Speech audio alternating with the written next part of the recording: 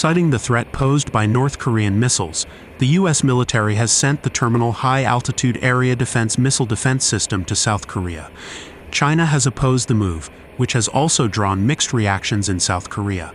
The shipment landed at night with a C-17 cargo aircraft, unloading 2 large mobile launchers on the tarmac at Yongsan Garrison in Seoul. The plan to install a THAAD system on the Korean peninsula was laid out by the U.S. and South Korea. China's state-run People's Daily warns the THAAD in South Korea will bring an arms race in the region.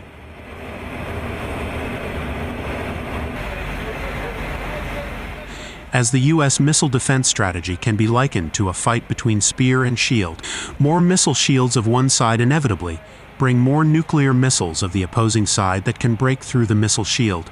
The U.S. says the system's deployment is aimed solely at defending against missiles from North Korea. North Korea test-fired a medium or intermediate-range missile, and it fired 4 missiles, one of which is believed to have flown about 620 miles before it splashed into the Sea of Japan.